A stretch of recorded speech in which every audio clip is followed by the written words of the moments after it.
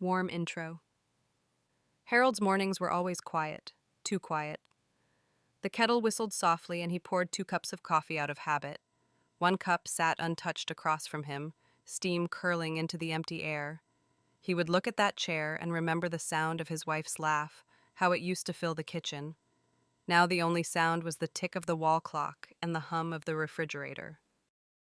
Reflective tone. Loneliness isn't loud. It creeps in slowly, like dust gathering on a shelf. Harold hadn't noticed it at first, but 5 years after his wife's passing, it seemed to be everywhere. Narrative tone. One day, his neighbor, Mrs. Turner, knocked on the door.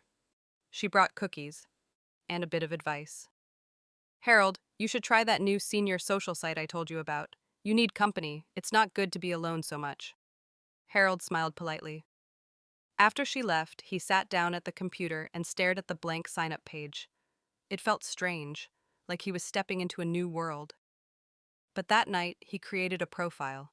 He uploaded a picture from last summer, him holding a fish with a proud grin. It felt silly, but a little exciting too. Gentle excitement. That very night, a message appeared. "Hello, Harold. I love your smile. You seem like someone I could talk to." Her name was Clara. They began to chat.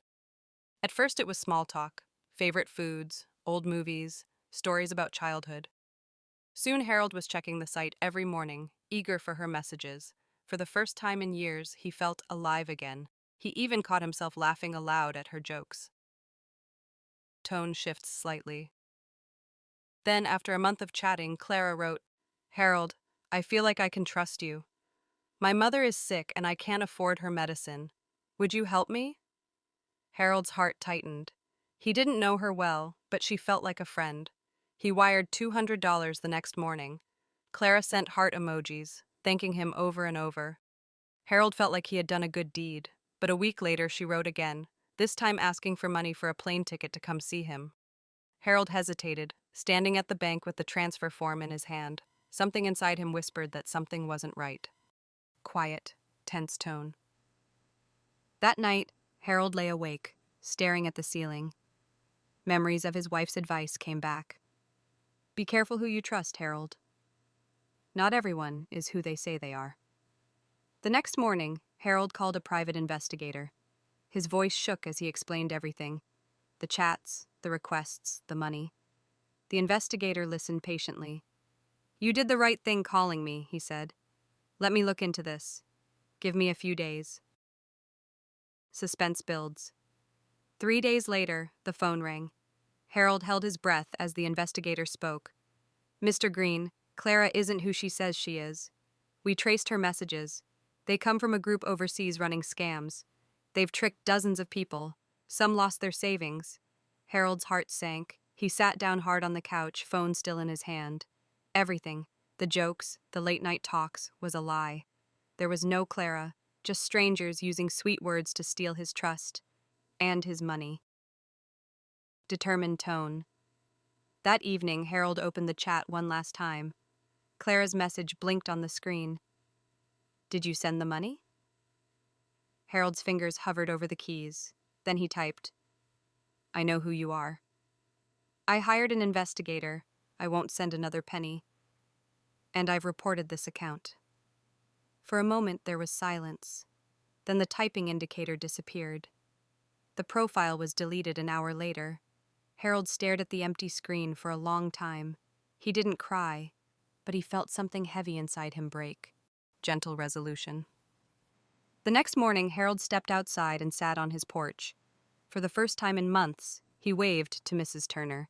She came over and they talked, really talked, about small things, about real life. It wasn't as exciting as the online chats, but it was real. And slowly, Harold felt a little less alone. Ending 1. Healing. A month later, Harold joined a local book club. He met other widows and widowers, shared stories, even laughed again. The loneliness was still there, but softer now, easier to carry. Ending 2. Helping others. Harold decided to share his experience at the local senior center. He warned others about scams and taught them how to stay safe online. What happened to him wouldn't happen to someone else if he could help it. Ending 3. Quiet reflection. Harold kept the chat logs for a while, then one morning he pressed delete. He whispered to the empty room, "Goodbye, Clara." Somehow it felt like closing a chapter of his life. Reflective tone. Loneliness can make us believe almost anything, Sesame, even lies. But our need for connection should never make us defenseless. Real friendships are built on honesty, not requests for money. Warm tone. Have you or someone you love ever faced something like this? Would you have done what Harold did or trusted Clara until the end? Share your thoughts in the comments, I read them all. And if you enjoy emotional, real-life stories with powerful lessons, subscribe to the channel so you never miss the next one.